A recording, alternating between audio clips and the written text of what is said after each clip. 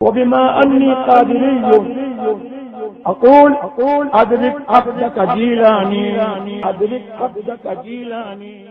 معزز سامعین کرام، علماء ذوی الاحترام، السلام علیکم ورحمۃ اللہ وبرکاتہ۔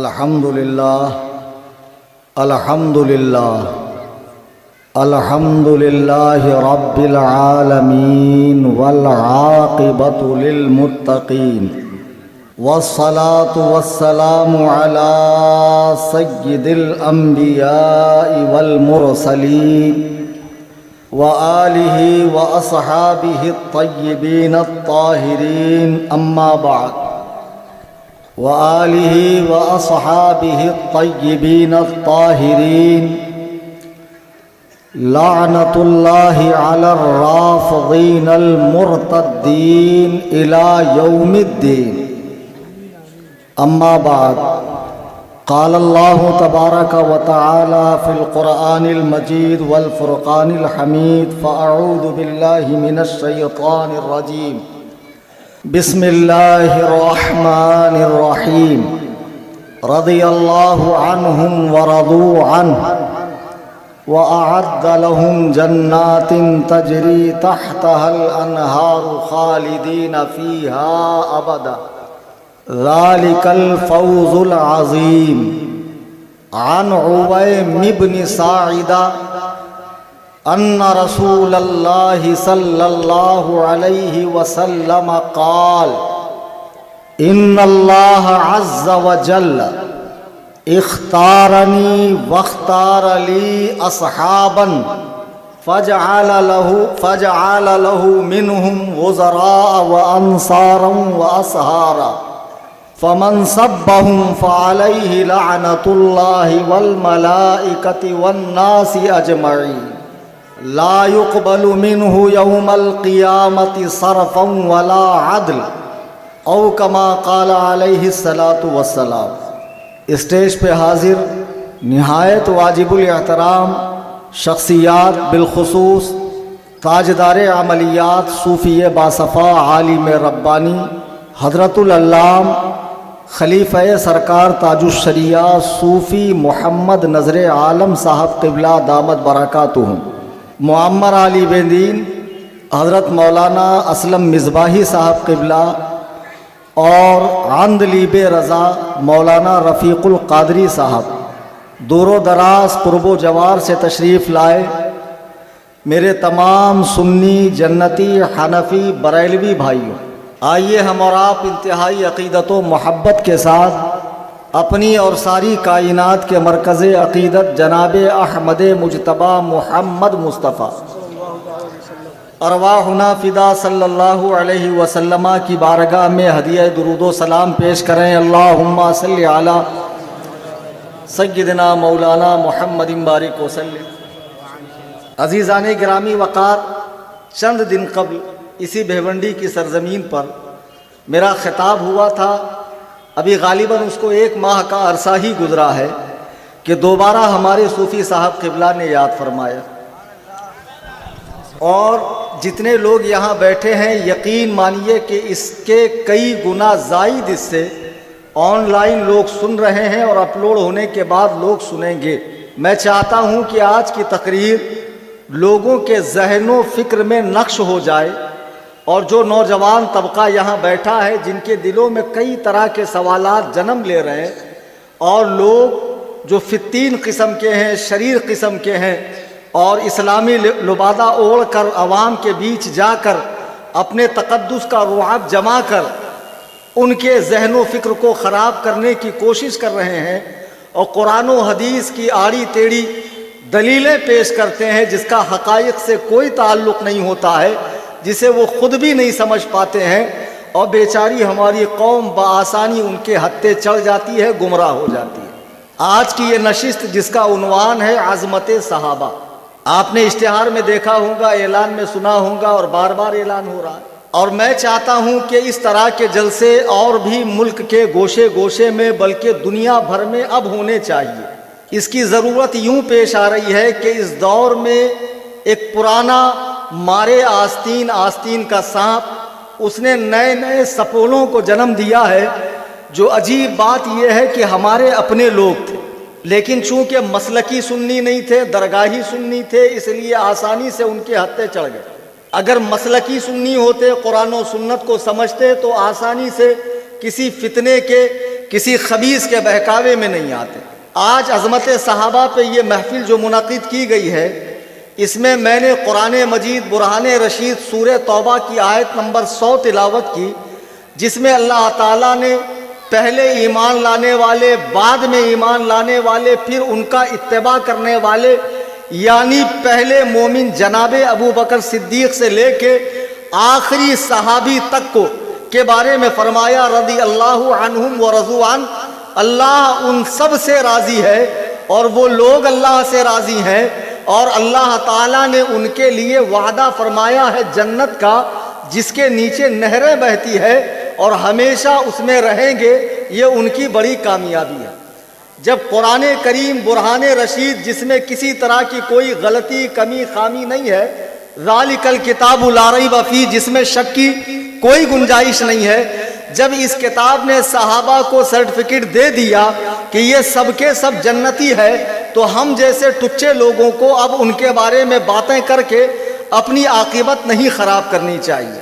اب اتنا ہی نہیں، نبی رحمت صلی اللہ علیہ وسلم، جن کو اللہ نے ما کانا و ما یکون، جو کچھ ہو چکا ہے اور آئندہ جو کچھ ہوگا، سب کا علم عطا فرمایا ہے، میرے آقا نے دیکھ لیا کہ ایک زمانہ ایسا بھی آئے گا کہ جب میرے صحابہ پر لوگ بھونکیں گے، میرے رشتہ داروں پر بھونکیں گے، میرے سسرالیوں پر بھونکیں گے، تو اللہ کے نبی علیہ الصلاۃ والسلام نے بہت پہلے امت کو آگاہ فرما دیا۔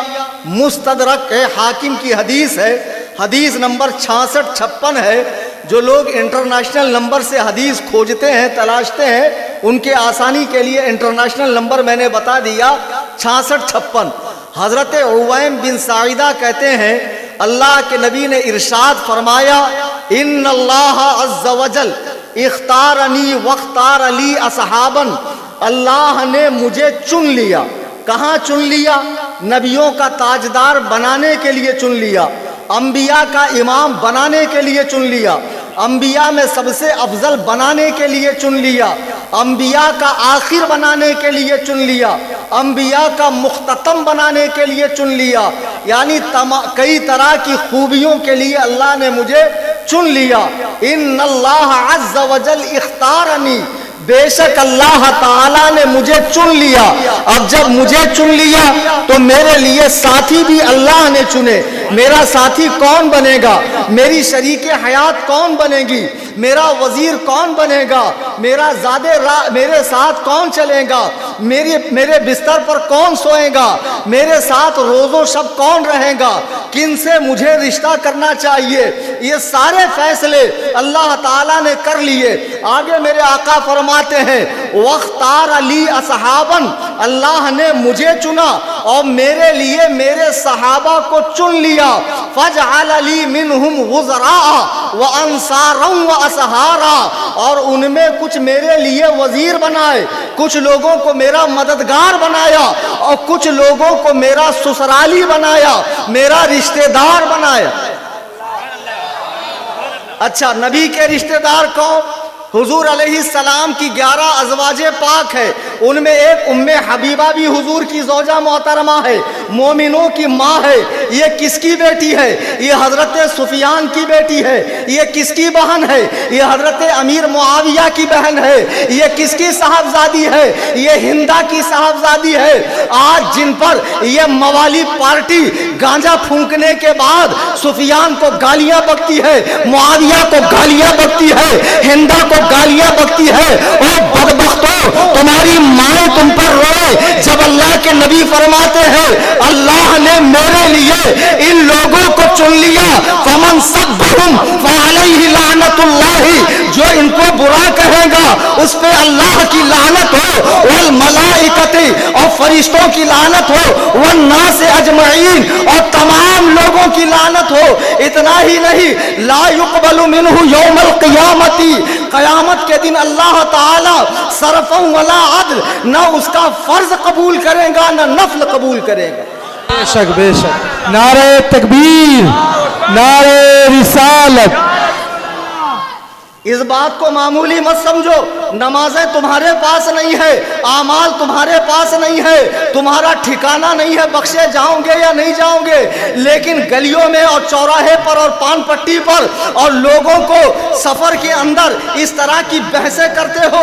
فلانے صحابی نے یہ کر دیا، فلانے نے یہ کر دیا، فلانے نے حضرت فاطمہ کا حق مار دیا، انہوں نے گھر جلا دیا، انہوں نے بچہ گرا دیا، انہوں نے ان کا باغ چھین لیا، انہوں نے علی کا حق چھین لیا، انہوں نے علی سے لڑائی کی. میں تمہیں ایک بات بتا دوں، پیارے آقا علیہ السلام فرماتے ہیں لا تسب الاموات فانہم قد افضوا الی ما قدموا. جو لوگ دنیا سے جا چکے ہیں ان کی باتیں نہ کرو، اس لیے کہ انہیں وہ مل چکا ہے جو انہوں نے کیا ہے.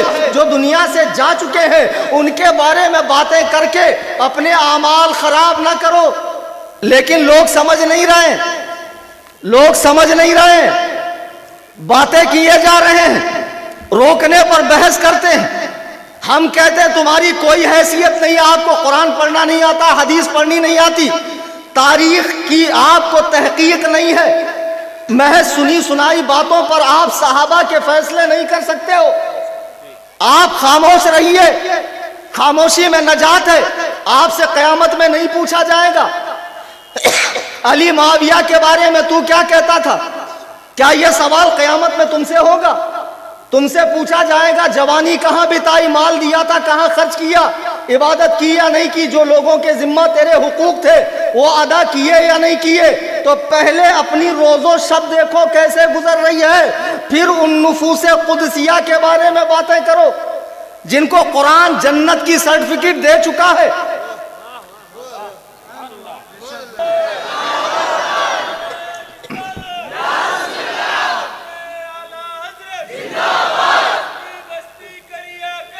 تاج الشریعہ، تاج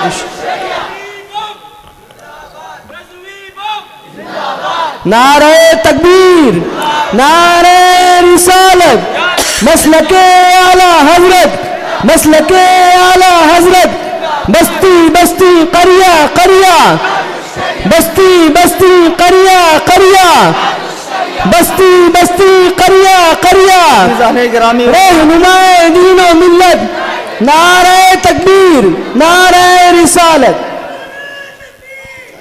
عزیزان گرامی وقار، آج جو ہمارے بچے صحابہ کے بارے میں خاص طور سے حضرت امیر معاویہ وغیرہ، آج میں بہت سارے خلاصے کرنے والا ہوں.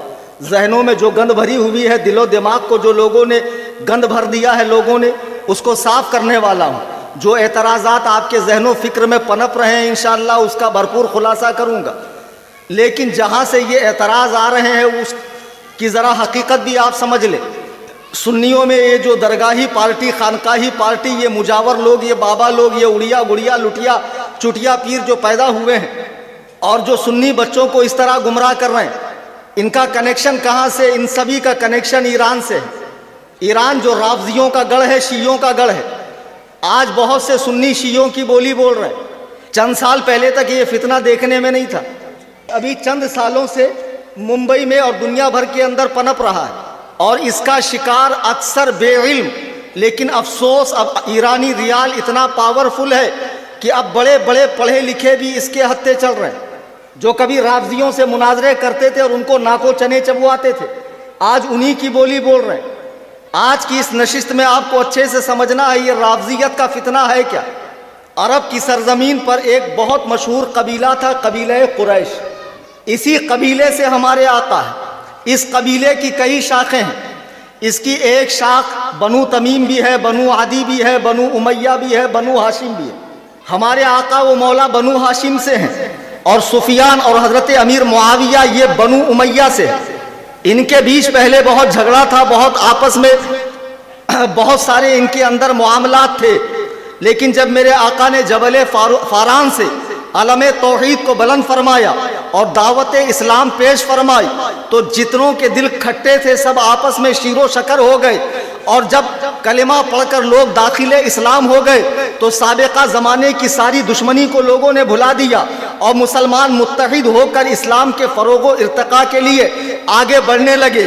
कुफ्फार मक्का को मुसलमानों का ये इत्तेहाद भाया नहीं, तो मुसलमानों को इतना मजबूर किया कि मुसलमान मक्का छोड़कर मदीना आ गए। मदीना वो बस्ती थी जो यहूदियों का गढ़ था। मदीने के आसपास जितने मजबूत किले थे, खैबर का किला, फिदक का बाग वगैरह, ये सब यहूदियों की बड़ी बड़ी जागीरें थी। मुसलमान जब मदीने में आए और इस्लामी फतूहात का सिलसिला बढ़ने लगा, अगर ये चीज़ आपने मिस कर दी, आगे का बयान आपके समझ में नहीं आएगा। मैं आपको शुरू से लेकर आ रहा हूँ। आज ये जो बातें चल रही है, इसकी असल कहाँ से है? मदीने में इस्लाम आया, फलने फूलने लगा, मुसलमानों के हाथों यहूदियों के किले मुसलमानों के कब्जे में आने लगे, लोग इस्लाम में फौज दर फौज आने लगे। यहूदियत ने सबसे ज़्यादा जख्म इस्लाम से खाए थे। यहूदियत को इस्लाम ने कुचल के रख दिया था। यहूदियों की जागीर जो है वो ख़त्म होती नज़र आ रही थी। जब इस्लाम खूब फला और फूला, यहाँ तक कि अमनो अमान कायम हो गया, मेरे आका दुनिया से तशरीफ़ ले गए। देखो, हजरत अबू बकर सिद्दीक खलीफा बने, वो बनु हाशिम से नहीं है, वो बनु तमीम से है। उनके बाद हजरत उमर बने, वो बनु अदी से है। उनके बाद हजरत उस्मान बने, ये बनु उमैया से है। 12 साल तक खलीफा रहे। मुसलमानों में आपस में तलवारें नहीं चली। वो यहूदी कौम जिसने इस्लाम के हाथों बहुत जख्म उठाए थे, बहुत मुसीबत झेली थी, इनको मदीना और कई कई किले छोड़कर भागना पड़ा था। इनके दिल की आग अभी बुझी नहीं थी। इनकी आग दोबारा सुलगने लगी।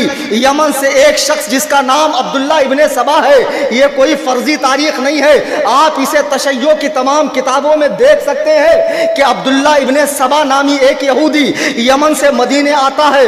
बड़ा आबिद, बड़ा जाहिद, रात भर क़याम करने वाला, दिन भर रोज़ा रखने वाला, नवाफिल में गुजारने वाला, मदीने में आकर सुकूनत इख्तियार करता है और लोगों को अपनी इबादत और रियाजत से गर्विदा करना शुरू कर देता है।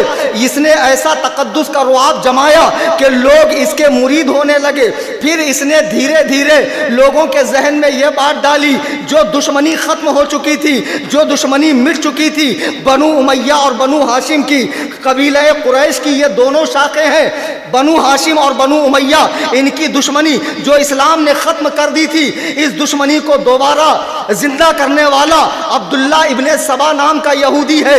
ये यहूदी मदीने में आता है और लोगों को जहन देता है, देखो उस्मान कौन है, उमवी है, बनु उमैया से ताल्लुक रखते हैं, अली कौन है, हाशमी है, खिलाफत इनका ज़्यादा हक है, उस्मान का हक नहीं है।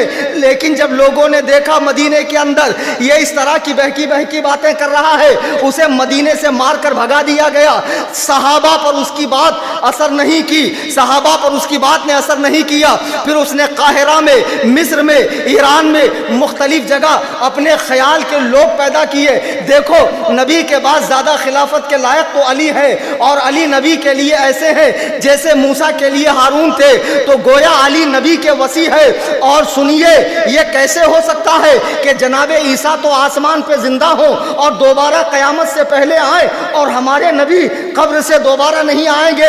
हमारे नबी अली के ज़ात में हुलूल कर चुके हैं, और सिर्फ इतना ही नहीं कि हमारे नबी की रूह पाक अली में है, बल्कि खुदा भी अली के अंदर समा चुका है। उसने इस तरह की जहनियत लोगों को दी, इस तरह की जहनियत लोगों को दी कि एक फितना जन्म लिया, एक फितने ने जन्म लिया जिसका नाम था खारजियत। अब यह फितना इतना बड़ा कि यह फितना मदीने में आता है। खलीफा वक्त हजरत उस्मान गनी रदी अल्लाह ताला को शहीद कर दिया जाता है। हजरत उस्मान जब शहीद हो गए तो मुसलमानों के चौथे खलीफा बने हजरत अली। हजरत अली खलीफा बने। वहां शाम में हजरत अमीर मुआविया अमीर थे पहले से। हजरत उमर फारूक ने उन्हें अमीर मुकर्रर किया था। हजरत अमीर मुआविया ने हजरत अली से गुजारिश की कि आप कातिलीन उस्मान से बदला लीजिए। 1400 साला तारीख उठाकर आप देखिए कि जिन लोगों ने हजरत उस्मान को शहीद किया था, वो लोग हजरत अली के पास कूफा आ गए, उनकी फौज में शामिल हो गए। ये हजरत अली और मुआविया की जो जंग है, ये नफसानियत पर मबनी नहीं है, ये मुल्क के तवस्सो के लिए नहीं है, ये मालो दौलत को बढ़ाने के लिए नहीं है, بلکہ ایک مسئلے کے تحت ہے. حضرت عثمان جب شہید ہوئے, حضرت علی خلیفہ بنے, تو حضرت امیر معاویہ نے کہا میں آپ کی بیعت کرنے کو تیار ہوں, لیکن پہلے آپ حضرت عثمان کے قاتلوں سے بدلہ لیجئے. لیکن یہاں حضرت علی کو کچھ دشواریاں پیش آ رہی تھی, کچھ مسائل پیش آ رہے تھے, بدلہ لینے میں تاخیر ہو رہی تھی. یہی وجہ تھی آپ کی فوج میں بھی کچھ خارجی گھس گئے, حضرت امیر معاویہ کے فوج میں بھی کچھ خارجی گھس گئے, اور ان خارجیوں نے ان دونوں کو لڑانے کا بھرپور کردار ادا کیا. تو پہلے جنگ صفین نہیں ہوئی ہے, پہلے جنگ جمل ہوئی ہے. آج جو لوگ حضرت معاویہ کو کہتے ہیں باغی ہیں, خلیفہ برحق سے بغاوت کی معاذ اللہ. اب دیکھو بچوں کے ذہن کتنے خراب ہے. 22 رجب کو ہمارے یہاں پوسٹر لگا حضرت امیر معاویہ کے عرس کا. سنی کہلانے والے, اپنے آپ کو مولائی کہلانے والے, کڑے اور لاکٹ پہننے والے, لمبے لمبے جھپریاں رکھنے والے, بال رکھنے والے باباؤں نے اس پوسٹر کے بازو میں ایک پوسٹر لگایا جس میں حضرت امیر معاویہ کو منافق جہنمی کہا گیا. معاذ اللہ. میری سمجھ میں نہیں آتا, اتنی بڑی تعداد میں سنی موجود ہے, تم انہیں برداشت کیسے کرتے ہو؟ یہ روئے زمین کی سب سے بدترین مخلوق ہے جو رسول اللہ کے صحابہ پر بھونکتی ہے. بہرحال وہ پوسٹر لگایا گیا, اس میں ایک حدیث دکھائی گئی بخاری کی, حدیث نمبر 2812 کہ نبی نے فرمایا کہ میرے صحابی عمار کو ایک باغی جماعت قتل کریں گی. اور عمار کو قتل کس نے کیا؟ جنگ صفین میں جو حضرت امیر معاویہ نے علی سے لڑی ہے ان کے ساتھیوں نے قتل کیا. تو معلوم پڑا نبی کے ارشاد کے مطابق کہ معاویہ باغی ہے, اور معاذ اللہ حضرت امیر معاویہ کا ٹھکانہ جہنم ہے. ثم معاذ اللہ. بیٹا تم کو حدیث پڑھنے میں ابھی غلطی لگی ہے, اگر تم حدیث کسی عالم سے سمجھتے تو آسانی ہو جاتی, عقیدہ خراب نہیں ہوتا. تم حدیث کو کسی بابا سے سمجھو گے جسے بولنا نہیں آتا ہو, وہ تمہیں کیا حدیث سمجھائے گا. بہرحال حضرت علی جب خلیفہ بنے تو ان سے پہلے جنگ معاویہ نے نہیں کی ہے, پہلے ان کی جنگ حضرت عائشہ, حضرت طلحہ, حضرت زبیر سے ہوئی ہے, اور اس جنگ کا نام ہے جنگ جمل. حضرت عائشہ کون ہے؟ رسول اللہ صلی اللہ علیہ وسلم کی زوجہ محترمہ ہے. آج بھی یہ خبیث رافضی قوم جن کو معاذ اللہ جن پر زنا کی تہمت لگاتی ہے, وہ حضرت عائشہ صدیقہ کہ جن کی پاک دامنی پر اللہ نے قرآن میں 18 آیتیں نازل فرمائی ہیں. حضرت عائشہ, وہ حضرت عائشہ کہ جن سے نکاح کا حکم اللہ نے حضور کو دیا. میرے آقا فرماتے ہیں تم دنیا میں بھی میری زوجہ ہو, آخرت جنت میں بھی تم میری زوجہ ہو. سبحان اللہ. وہ عائشہ کہ جب حضور دنیا سے سفر اختیار فرما رہے ہیں آخرت کا, تو آپ کی گود میں ہے, آپ کے چھاتی پر ہے, اور اسی عالم میں اللہ کے نبی کی روح پاک قفس عنصری سے پرواز کرتی ہے. عزیزان گرامی, وہ سیدہ عائشہ حضرت علی سے لڑنے کے لیے آئیں, ساتھ میں زبیر بھی ہے, ساتھ میں طلحہ بھی ہے. یہ لوگ حضرت علی سے لڑنے آئے, وہاں جنگ ہوئی. حضرت علی نے اپنے سپاہیوں سے فرمایا ام المومنین کے اونٹ کے پیر کاٹ دو, اس لیے کہ جب وہ نیچے گر جائیں گی جنگ رک جائیں گی. آپ کے دل میں ماں کا پورا احترام تھا. یہ ایک ماں اور بیٹے کی جنگ تھی. ہم جیسے ٹچے لوگوں کو بیچ میں بولنے کا کیا حق ہے؟ ہم لوگ ان کے حوالے سے بول کر اپنی آخرت کیوں خراب کر رہے ہیں؟ بہرحال جنگ ہوئی. اس جنگ میں دونوں طرف مسلمان شہید ہوئے. اس جنگ میں حضرت زبیر شہید ہوئے. عمار کو یاد کرنے والے رافضی کتوں, زبیر کون ہے؟ نبی علیہ السلام کی پھوپھی کے بیٹے ہیں. اللہ کے نبی فرماتے ہیں ہر نبی کا ایک حواری ہوتا ہے, مددگار ہوتا ہے. میرا مددگار زبیر ہے. جنگ جمل میں حضرت زبیر کو شہید کیا گیا. حضرت علی سے لڑنے آئے. اگر علی سے لڑنے والا باغی ہے تو مجھے بتاؤ زبیر باغی ہے یا نہیں ہے؟ طلحہ باغی ہے یا نہیں ہے؟ اماں عائشہ باغی ہے یا نہیں ہے؟ تمہاری زبانوں پہ لقمہ مار جائے, کینسر پھوٹ کر نکلے. خبیثوں, زبانیں بند رکھو, زبانیں کھولو مت. حضرت زبیر کو شہید کر کے حضرت علی کا ساتھی آپ کے پاس آیا, ان کے کپڑے لے کر, ان کی تلوار لے کر, کہ اے مولا کائنات, میں نے آپ کے دشمن کو مار دیا. اللہ کے نبی نے دنیا میں 10 صحابہ کو جنت کی بشارت دی ہے.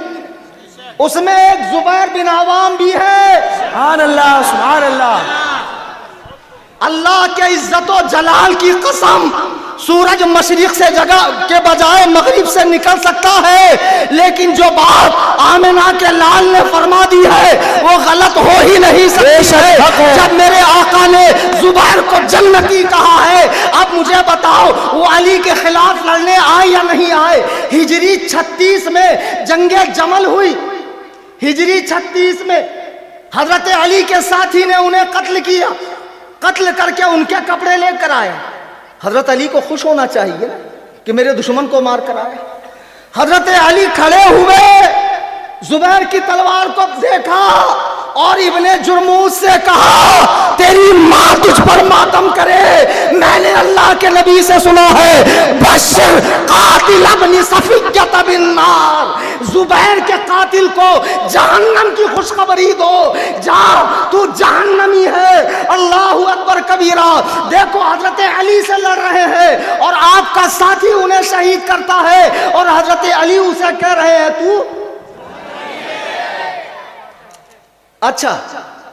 شہید تو حضرت علی کے ساتھیوں نے کیا تھا نا، اور وہ بھی عشرہ مبشرہ میں سے ایک صحابی کو. تو پھر غلطی تو حضرت علی کی بھی بہت بڑی ہے بھائی صاحب. اب کہیں گے نہیں غلطی ان کی نہیں ہے، غلطی تو گروپ کی ہے، غلطی تو چند سپاہیوں کی ہے. اگر چند سپاہیوں کی غلطی حضرت علی کے سر نہیں ڈالی جا سکتی ہے، انہیں ذمہ دار نہیں بنایا جا سکتا ہے، تو جنگ صفین میں حضرت ابو سعید خدری کی روایت ہے جو حدیث یہ دکھاتے ہیں، بخاری کی حدیث نمبر 2812. حضرت ابو سعید کہتے ہیں کہ مسجد نبوی تعمیر ہو رہی تھی، ہم لوگ اینٹیں لے کے جا رہے تھے، ایک ایک اینٹ. عمار بن یاسر 2 اینٹ لے کر جا رہے تھے.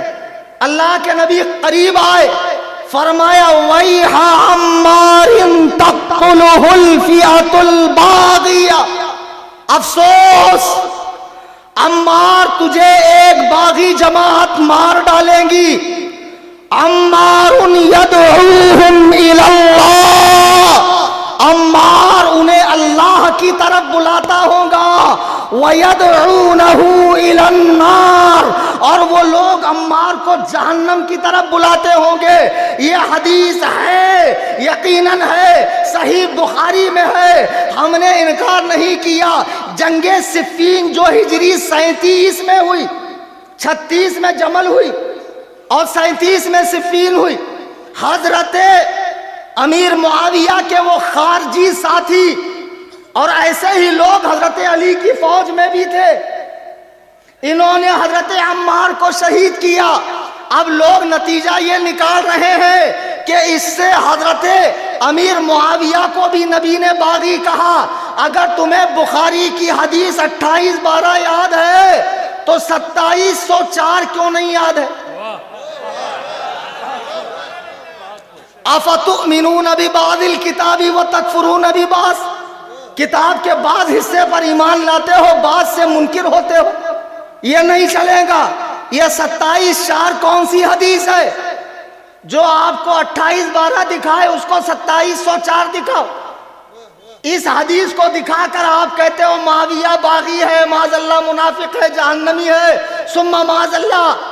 اور یہ سنی کہلانے والے، مزاروں پر دھمال ڈالنے والے، بھانگڑا کرنے والے، عرس پاک کے نام پر محلے کی نیندیں اور سکون برباد کرنے والے، مزارات اولیاء کو بدعات اور خرافات کے اڈے بنانے والے، یہ صحابہ پہ بھونک رہے ہیں جنہیں ٹھیک سے استنجا کا ڈھیلا لینا نہیں آتا، قرآن کریم پڑھنا نہیں آتا، جن کے تلفظ تک ٹھیک نہیں ہے. یہ بخاری کی 2812 دکھا رہے ہیں کہ دیکھو اللہ کے نبی نے معاویہ کو باغی کہا، اور اس سے ثابت ہوا کہ معاویہ باغی ہے تو معاذ اللہ جہنمی ہے، منافق ہے، وغیرہ وغیرہ.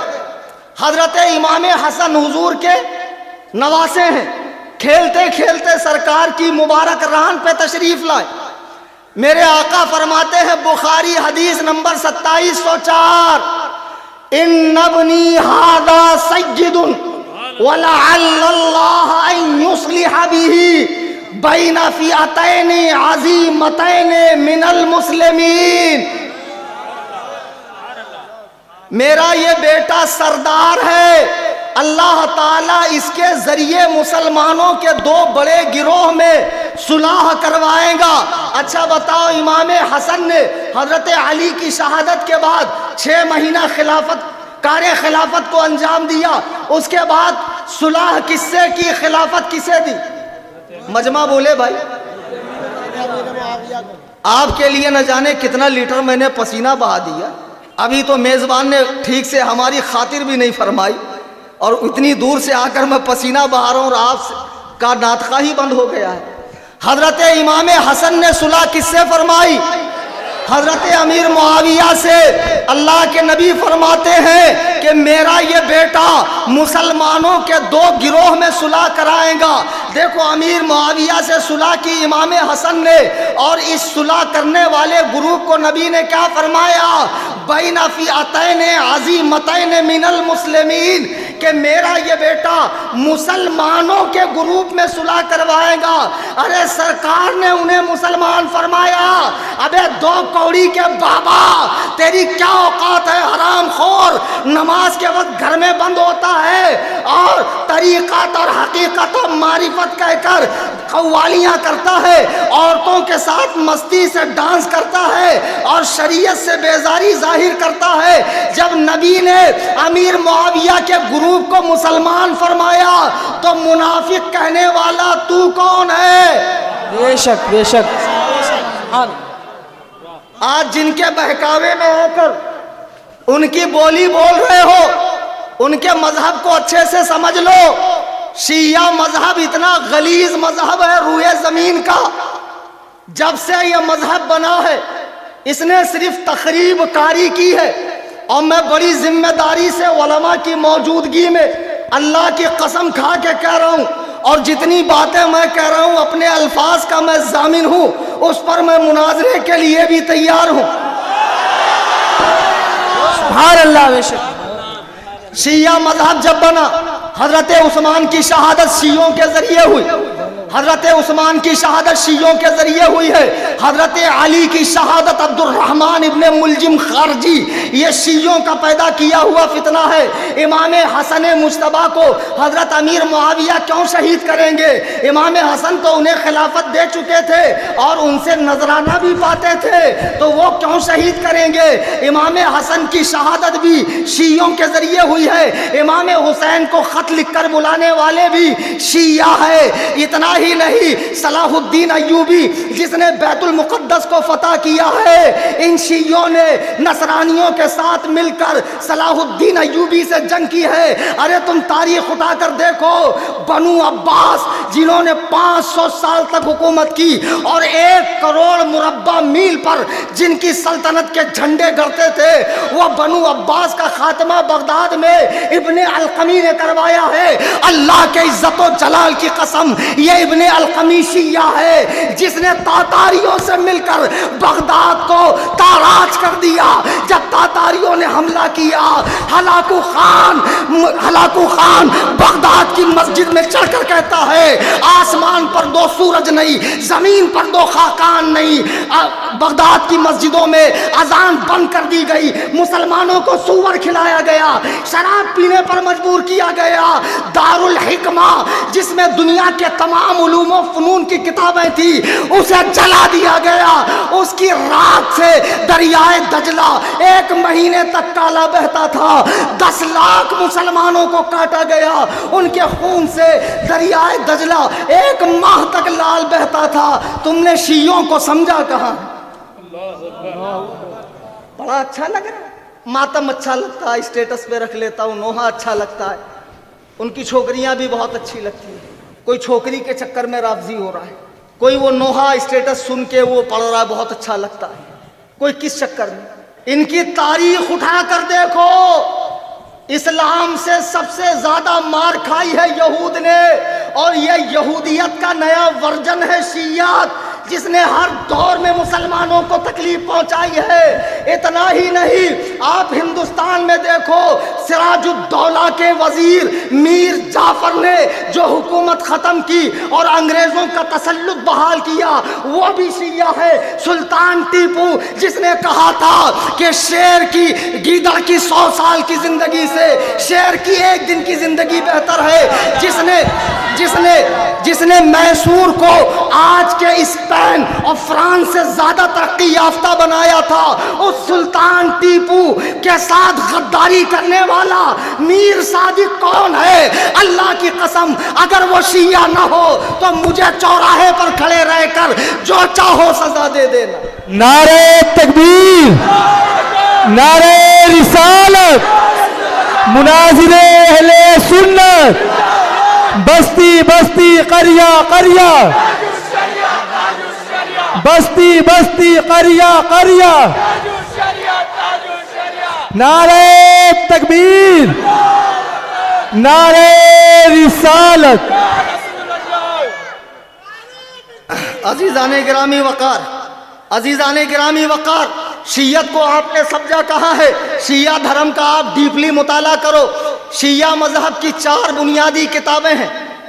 جیسے ہماری 6 ہیں سیاہ 6, ویسے ان کی سیاہ 4 ہے. ایک ہے الجامع الکافی, اس کے 3 حصے ہیں, ایک اصول کافی, ایک فروع کافی, ایک روضۃ الکافی. پھر ان کی دوسری کتاب ہے تہذیب الاحکام. پھر ایک کتاب ہے من لا یحضرہ الفقیہ, اور ایک کتاب ہے الاستبصار. یہ شیعوں کی 4 کتابیں ہیں. روضۃ الکافی میں حضرت علی کا قول لکھا ہے, حضرت علی کا قول لکھا ہے من لا تقیۃ لہ لا ایمان لہ, کہ جو جھوٹ نہیں بولتا اس کا ایمان مکمل نہیں ہے. یہ کن کی کتاب میں لکھا؟ شیعوں. خدا کی قسم اگر یہ کتاب شیعوں کی نہ ہو, اگر اس کتاب کو آیت اللہ خمینی نے صحیفہ نور میں معتبر نہ کہا ہو, اگر یہ تہران سے نہ چھپی ہو, اگر یہ ان کی کتاب میں نہ لکھا ہو, تو جو سزا چور کے لیے تم تجویز کرو گے وہ کلیم حنفی کے لیے تجویز کرنا. اس میں حضرت علی کا قول لکھا ہے کہ جو جھوٹ نہیں بولے گا اس کا ایمان مکمل نہیں ہوگا. شیعہ ہمیشہ اپنا دھرم چھپاتے ہیں, سنیوں کے سامنے آئیں گے کہیں گے ہم صحابہ کو برا نہیں کہتے. ان نیٹ پر جا کر ان کے ذاکرین کی بکواس اٹھا کر دیکھو, ان کے ذاکرین کی بکواس اٹھا کر دیکھو. صحابہ کے لیے ماں بہن کی گالیاں لکھی ہے. ملا باقر مجلسی کی کتاب اٹھا کر دیکھو, صحابہ کے لیے ماں بہن کی گالیاں لکھی ہوئی ہے. ارے خبیثو, تم کتنا جھوٹ بولو گے؟ تقیہ کرنا تمہارے مذہب میں فرض ہے. تم نے ہر دور میں اہل اسلام کو تکلیف پہنچائی ہے, مسلمانوں کو تکلیف پہنچائی ہے. ہمیشہ تم نے مسلمانوں کے ساتھ دھوکہ کیا ہے. میرے بزرگوں اور دوستوں, کئی طرح کے وسوسے نوجوان بچوں کے ذہن میں ڈالے جاتے ہیں. ہم کہتے ہیں صحابہ میں جو لڑائیاں ہوئی ان پر زبان مت کھولو, خاموش رہو. اب یہ کہتے ہیں نہیں, ایک پیر صاحب ہیں ابھی جن کے ابا کا کلام مولانا رفیق صاحب نے پڑھا. اب بتاؤ باپ کیا کہہ رہا ہے, بیٹا کیا کہہ رہا ہے. انہوں نے اعلامیہ جاری فرما دیا کہ ہم حضرت علی کو تمام صحابہ سے افضل مانتے, ابو بکر و عمر سے. آج تک یہ بات عوام کہہ رہی تھی, لیکن اب پڑھے لکھے لوگ بھی اس جال میں پھنستے جا رہے ہیں. ایرانی ریال اتنا مضبوط ہو گیا ہے کہ پڑھے لکھے لوگ اس میں پھنستے جا رہے ہیں. سنو, حضرت علی خود فرماتے لا اجد احدا فضلنی علی ابی بکر و عمر الا جلدته حد المفتری, کہ جو مجھے ابو بکر و عمر سے افضل کہے گا میں اسے سزا دوں گا. جب حضرت علی خود بھی اپنے آپ کو ابو بکر و عمر سے افضل نہیں سمجھتے ہیں تو کسی پیر کو کیا حق ہے کہ وہ حضرت علی کو افضل کہے؟ نوجوان بچوں کے ذہن خراب کیے جا رہے ہیں صحابہ کی باتیں لا کر. ہم کہتے ہیں دیکھو تمہاری عافیت سلامتی ایمان کی اس میں ہے کہ صبح اٹھو تو یہ دیکھو مجھے گھر والوں کے لیے رزق حلال تلاشنا, 5 وقت نماز پڑھنی ہے, چہرہ مہرہ سنت کے مطابق بنانا ہے, لباس میں سنت اپنانی ہے, لوگوں سے ملنا جلنا ہے, نرمی کے ساتھ دین پیش کرنا ہے. اگر تم اس طرح زندگی گزارو تو فتنے اور فساد تمہاری زندگی میں آئیں گے نہیں. لوگوں کو سارے دین سے دور کر کے ان مسائل میں الجھا دیا گیا. کہ دیکھو ایسا ہے ویسا ہے یوں ہے تیوں ہے. صحابہ کے بارے میں میرے آقا علیہ السلام فرماتے ہیں اذا رأیتم الذین اصحابی فقولوا لعنت اللہ علیہ. میرے صحابہ کو جہاں تم ایسے لوگوں کو دیکھو جو میرے صحابہ کو برا کہہ رہے ہو تو ان کے سر پہ لعنت بھیج کے ان کی محفل سے جدا ہو جاؤ. میرے بھائیوں بزرگوں میں تم سے دست بستہ عرض کر رہا ہوں اللہ کے لیے صحابہ کے فیصلے کرنے کا حق آپ کو نہیں ہے. ان کے فیصلے ہو چکے ہیں. وہ اس وقت تمام کے تمام لوگ جنت کی سیر فرما رہے ہیں. تم اپنے لیے آخرت میں دوزخ کا عذاب مت مول لو. حضرت علی معاویہ میں جنگ ہوئی. کیا امام حضرت علی کے بیٹے نے صلح نہیں کی؟ دنیا میں ایسا کون سا بیٹا ہے جو اپنے باپ کے دشمن سے دوستی کرے؟ کیا تم امام حسن سے زیادہ علی سے محبت کرتے ہو؟ کیا امام حسن اور امام حسین نے حضرت معاویہ کی بیعت نہیں کی؟ جب غلط تھا تو حسین اڑ گئے. جب یزید آیا تو حسین نے بیعت نہیں کی، اڑ گئے. بچہ قربان کر دیا اور بتا دیا کہ جس کی رگوں میں علی کا خون ہے وہ کبھی باطل کے آگے جھک ہی نہیں سکتا ہے. تم ہمارے سوال کے وقت میٹھا میٹھا ہڑپ ہڑپ کڑوا کڑوا تھو تھو ماں کا دودھ سمجھ کے پی کیوں جاتے ہو؟ چند ہمارے بھی سوالوں کے جواب دو کہ امام حسن نے صلح کی کیوں؟ امام حسین نے ان سے بیعت کی کیوں؟ اور جب تک امیر معاویہ بحیثیت خلیفہ 20 سال رہے ان لوگوں نے کبھی ان سے جنگ نہیں کی. جب آپ کا وصال ہوا یزید تخت نشین ہوا تب امام حسین نے بیعت سے انکار کیا. میرے بزرگوں دوستوں باتیں بہت ہے لیکن آپ جیسے صاحبان سمجھ چند باتوں میں ساری بات سمجھ گئے ہوں گے. قصہ مختصر یہ کہ آج کی یہ نشست جو عظمت صحابہ کے حوالے سے ہے یہ عزم مصمم کر کے اٹھیے کہ مرتے دم تک رسول اللہ کے کسی صحابی کے حوالے سے میں اپنی زبان نہیں کھولوں گا. یار مجھے ایک بات بتا، آج لوگ اتنے بڑے محب اہل بیت بنتے ہیں. یہ بچوں کو جھنجھنا تھما دیا محبت اہل بیت کا اور یہ لے کے بجاتا پھر رہا ہے. اس کی خود کی شکل دیکھو خبیث کی. ان بزرگان دین سے اس کا کیا تعلق ہے؟ اور پھر ہمیں کہتے ہیں یہ تو خارجی ہیں یہ تو ناسبی ہیں. یعنی جیسے تم چاہتے ہو ویسے محبت ہم کریں جب ہم محب اہل بیت ہوں گے؟ یعنی جس طرح کی بدعات اور خرافات نئی نئی چیزیں دین میں تم نے پیدا کی ہے ہم تم کو فالو کریں تب محب اہل بیت ہوں؟ خبیثوں ہمیں تم سے محبت اہل بیت کی سرٹیفکیٹ نہیں چاہیے. خدا کی قسم جس کے دل میں محبت اہل بیت نہ ہو وہ مومن ہو ہی نہیں سکتا. وہ مومن ہو ہی نہیں سکتا. محبت اہل بیت کا نام شیعت نہیں ہے. حضرت مولائے کائنات سے محبت کا نام شیعت نہیں ہے. شیعت نام ہے صحابہ پہ بھونکنے کا. شیعت نام ہے صحابہ پہ بھونکنے کا اور نوجوان نسلوں کا ذہن خراب کرتے ہیں. دیکھو یہ نبی کی اہل بیت ہے، دیکھو یہ نبی کی بیٹی ہے، ان کا حق مارا گیا. اور کتنے سنی یہی سمجھتے ہیں کہ حضور کو ایک ہی بیٹی ہے اور ایسا ذہن بھی دیا جا رہا ہے کہ سرکار کی ایک ہی بیٹی ہے. شیعہ کبھی حضور کی دوسری بیٹیوں کا ذکر کیوں نہیں کرتے؟ اور بہت سے بابا پارٹی والے جن کو استنجا کا ڈھیلا لینا نہیں آتا یہ بھی لوگوں کو نہیں بتاتے حضور کی کتنی صاحبزادیاں تھیں. حضور کی صاحبزادیاں 4 تھی 4. جی ہاں، اور حوالہ لے لیجئے شیعہ عالم ابو العباس عبداللہ بن جعفر الحمیری کی قرب الاسناد اور ملا باقر مجلسی کی حیات القلوب جلد 2 صفحہ 718 اس میں وہ لکھتا ہے کہ حضور کے صاحبزادے اور صاحبزادیاں یہ ہیں حضرت قاسم، حضرت طاہر اور حضرت رقیہ، حضرت کلثوم، حضرت زینب اور بی بی فاطمہ. نبی نے 2 بیٹیاں حضرت عثمان کے نکاح میں دی. پہلے حضرت رقیہ کو دیا، وہ انتقال فرما گئی تو حضور نے اپنی دوسری بیٹی کلثوم کو حضرت عثمان کے نکاح میں دیا.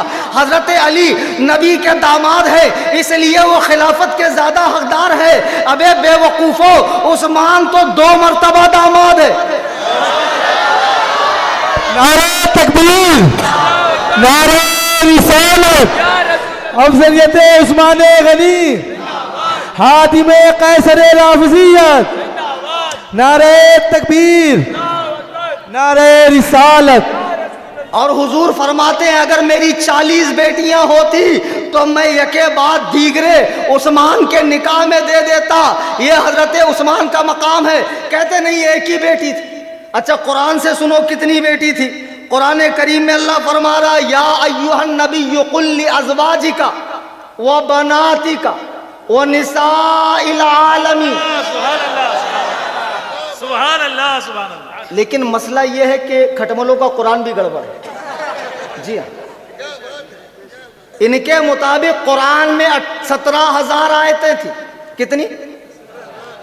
اور وہ 70 گز کا تھا, یعنی اس کو کھول دو تو 140 گز, یعنی پڑھنے کے لیے دوڑنا پڑے گا آپ کو قرآن پر. اور وہ کہاں ہے؟ امام غائب کے پاس. ارے بھائی ان کے عقیدے ہیں. اور یہ جو موجودہ قرآن ہے معاذ اللہ ہندوستان میں شیعوں کے 2 ترجمہ قرآن ہیں.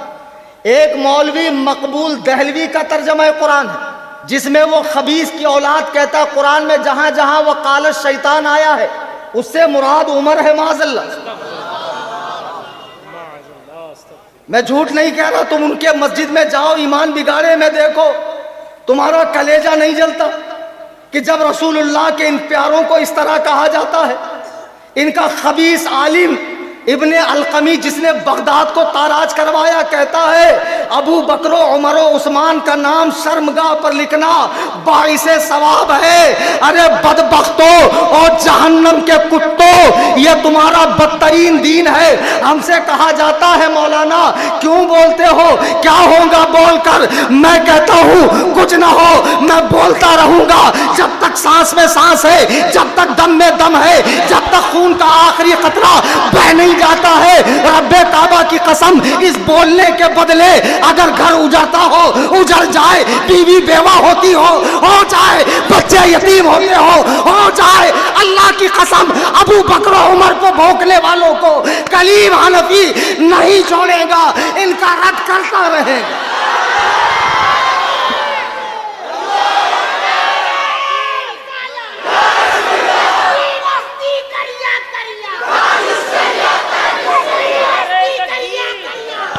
نعرہ رسالت, عظمت صحابہ کانفرنس, جماعت رضائے مصطفیٰ, بستی بستی قریہ قریہ, مناظر اہل سنت, نعرہ تکبیر, نعرہ رسالت. اس میں کتنے بچے ایسے ہیں, اس میں کتنے بچے ایسے ہیں جو مولائیت کی بھیٹ چڑھ گئے. ارے بیٹا مولا علی سے محبت سے منع نہیں کیا جا رہا ہے. ارے مولا علی کی محبت کے بغیر ایمان ہی نہیں ہے. علی کو دیکھنا عبادت ہے, علی کا ذکر عبادت ہے, ہر دم علی علی کرنا بھی عبادت ہے. لیکن صحابہ سے بغض یہ رافضیت ہے, یہ شیعت ہے, یہ دوزخ میں جانے کا ذریعہ ہے. ہم کیا کہہ رہے ہیں, ہماری بات تو سمجھو. آج یہ نوجوان بچے بہ کے جانے اور ہمارے امام صاحبان حجرے سے مصلی, مصلی سے حجرہ, وہی پرانی کتابیں 12 تقریریں حقانی, عرفانی, نورانی, سلمانی اور پتہ نہیں کون کون سی, اور جمعہ میں رٹا رٹایا خطاب. اللہ کے بندوں باہر نکلو, دیکھو زمانہ قیامت کی چال چل گیا. ان بچوں کے بیچ میں آؤ, ان کے ایشو سمجھو, ان کے مسائل کو سمجھو, ان کے دلوں میں اٹھنے والے وساوس کو سمجھو, اور جمعہ میں اس پر خطاب کرو. کہتے نہیں مولانا حالات ایسے نہیں. مطلب کب حالات ہوں گے تو بیان کرو گے. جب امام مہدی آئیں گے, جناب عیسیٰ آئیں گے, پوری دنیا میں اسلام ہی ہوگا اور مذہب حنفی ہی ہوگا, تب تم بیان کرو گے. پھر تب تمہاری کیا ضرورت ہے حالات کا رونا رونے والوں. عبداللہ کے در یتیم کو مکے میں حالت نماز میں اوجڑی ڈالی گئی, حالات کا رونا نہیں رویا. میرے آقا کے راستے میں کچرا ڈالا گیا, حالات کا رونا نہیں روئے. میرے آقا کو 3 سال تک گھاٹی میں قید کیا گیا, حالات کا رونا نہیں روئے.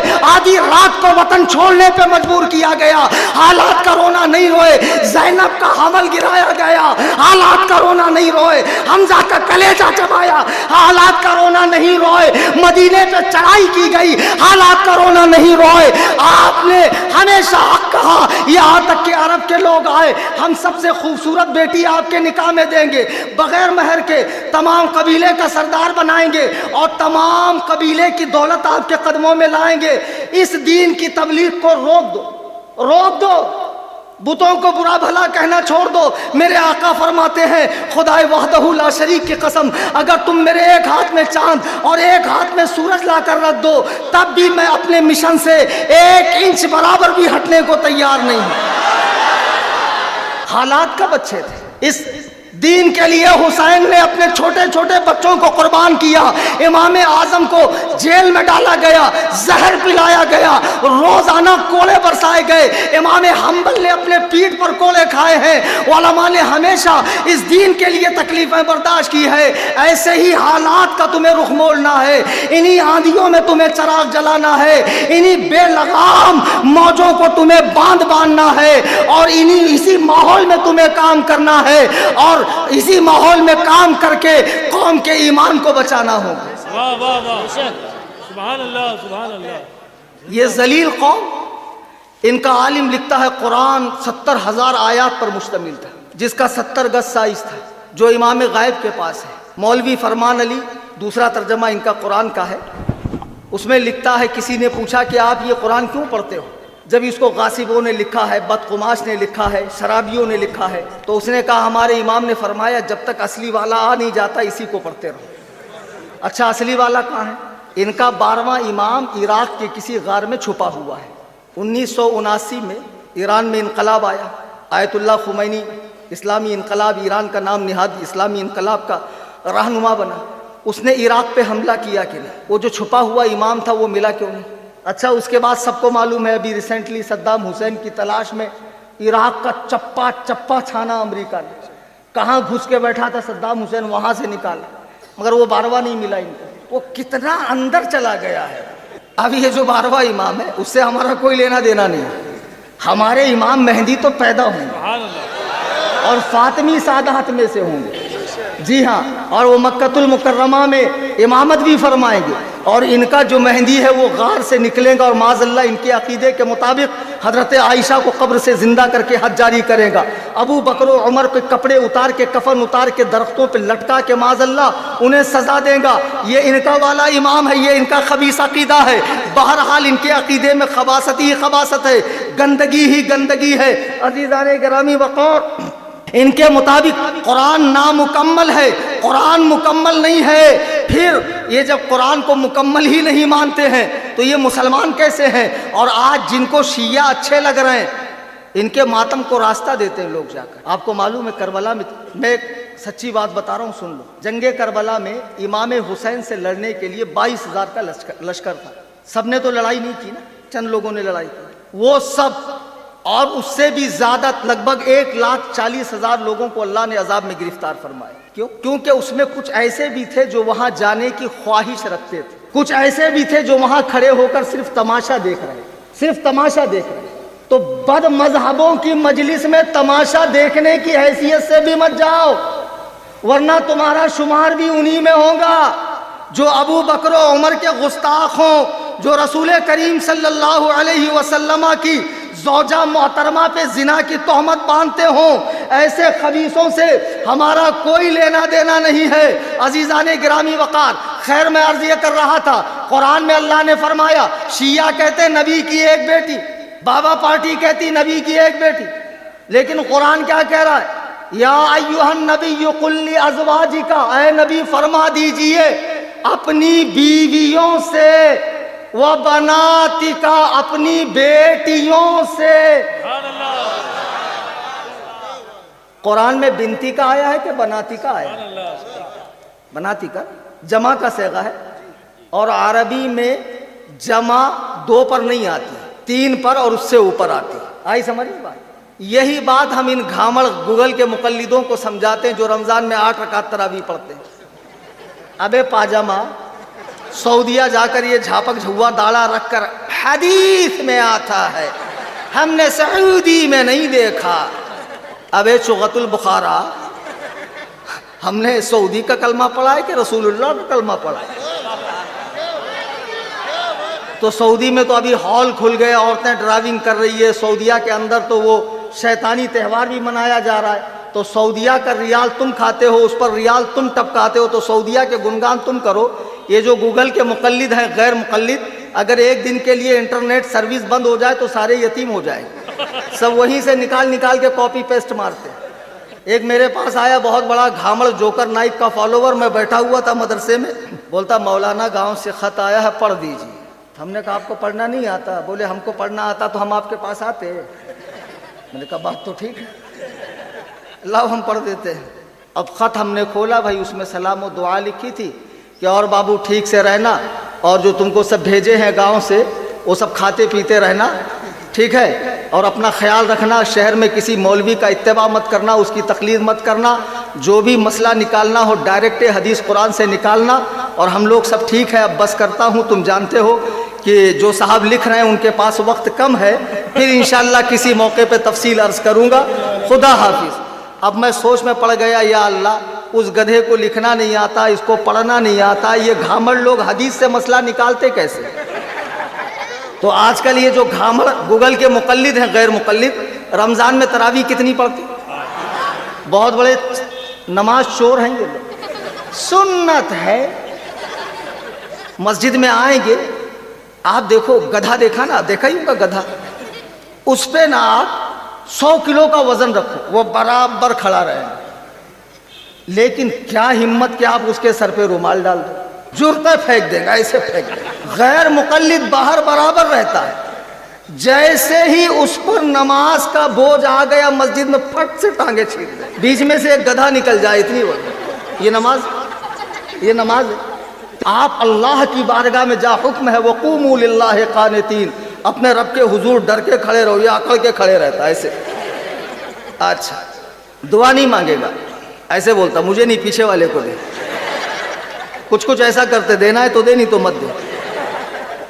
بہت اوور اسمارٹ. حدیث میں نہیں, ہم کو تو نہیں ملا, ہم نے تو نہیں دیکھا, اسلام 360 کے اندر تو نہیں آتا. اور یہ باپ رے باپ, اسلام 360 میں نہیں آتا. ضروری نہیں ہے, نماز کے چور ہے چور. اب رمضان آ رہا, تم اچھی چپل پہن کے جاؤ گے, 20 پڑھ کے تو باہر نکلو گے, تو تمہاری چپلیں غائب تو سمجھ جاؤ 8 والا آیا, 8 والے کو گھسنے نہیں دینا. اور جتنے آس پاس میں غیر مقلد سن رہے ہیں, 4 سال سے بڑا ٹھنڈا سانس لیے تھے کہ حضرت کے میزائل کا رخ ادھر کو ہو گئے.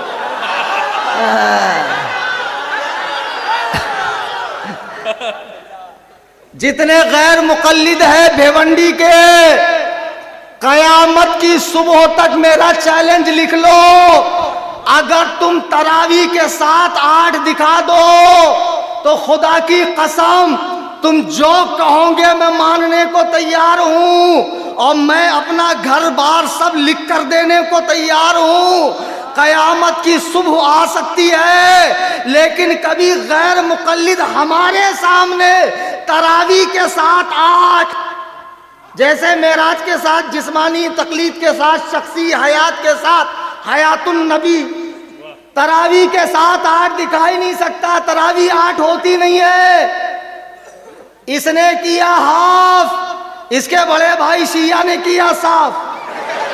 شیعہ تراویح نہیں پڑھتے.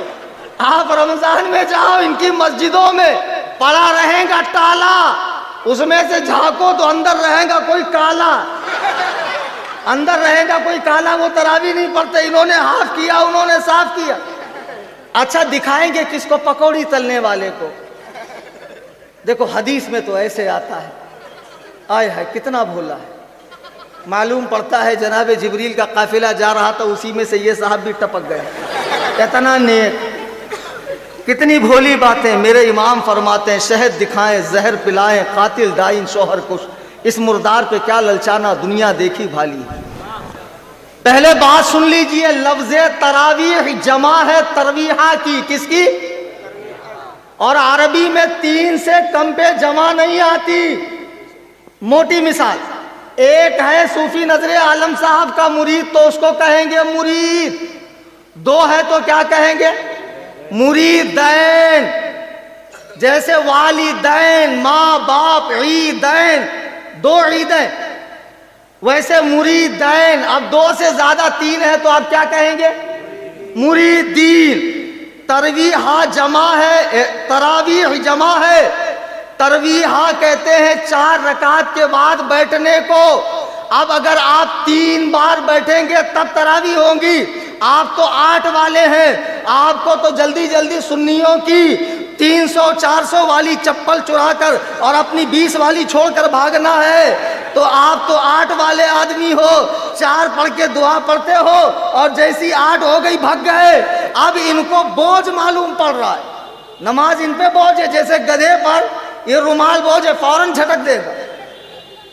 بہرحال تو تراویح 8 ہو ہی نہیں سکتی ہے.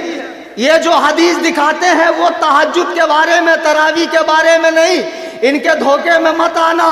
ایسے ہی قرآن نے کہا یا ایھا النبی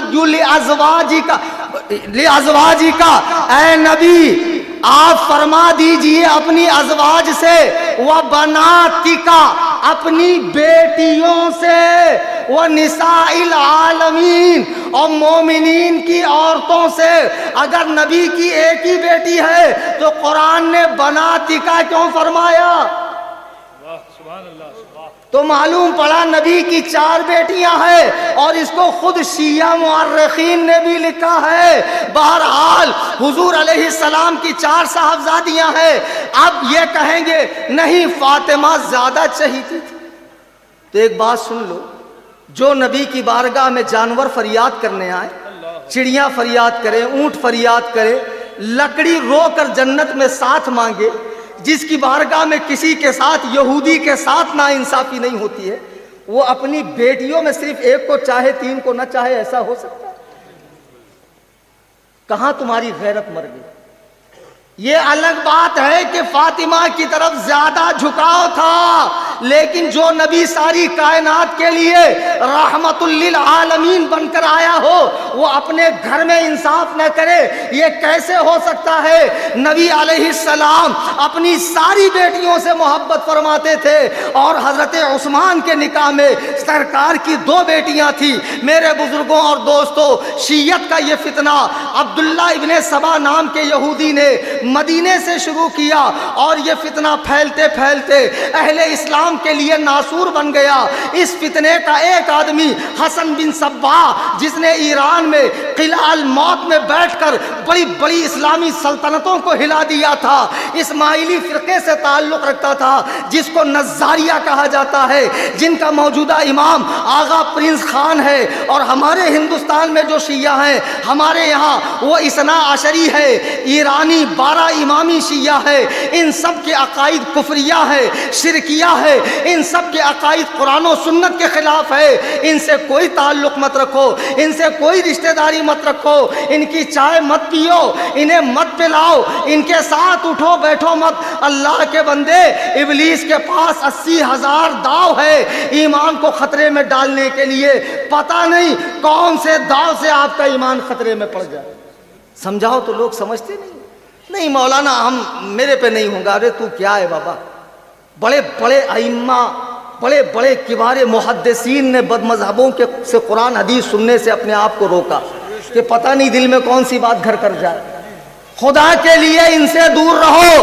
اور جتنے اڑیا گڑیا لٹیا سنترا پیر آج کل مارکیٹ میں یہ چادر چور آشیرواد کے نام پر ہاتھ صاف کرنے والے گھوم رہے ہیں, ان سب سے دور رہیے.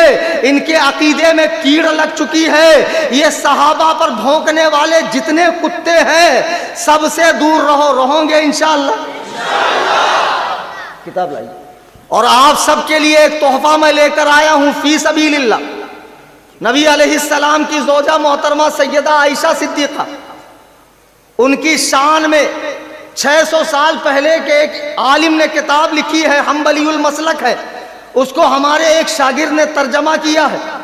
وہ ترجمہ چھپا ہوا ہے, فضیلت سیدہ عائشہ صدیقہ.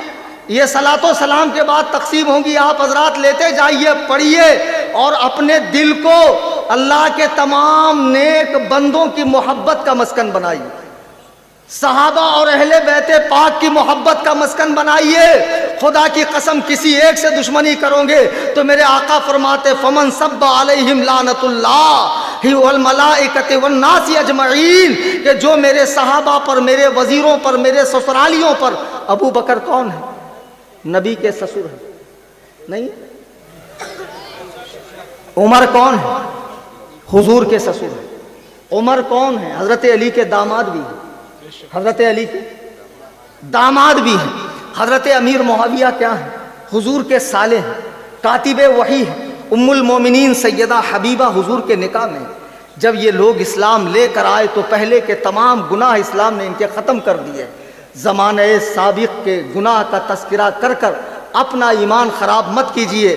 جاتے وقت یہ کتاب لے جائیے، تنظیم سنی جمعیت الاحناف کی جانب سے آپ سب کو یہ تحفے میں پیش کی جا رہی ہے۔ دوران تقریر قرآن کریم پڑھنے میں، حدیث پاک کے الفاظ بولنے میں مجھ سے کوئی خطا لغزش ہوئی ہو، میں تمام حاضرین سامعین اور علماء کی موجودگی میں توبہ کرتا ہوں۔ اللہ تبارک و تعالی میرے تمام صغائر و کبائر کو معاف فرمائے۔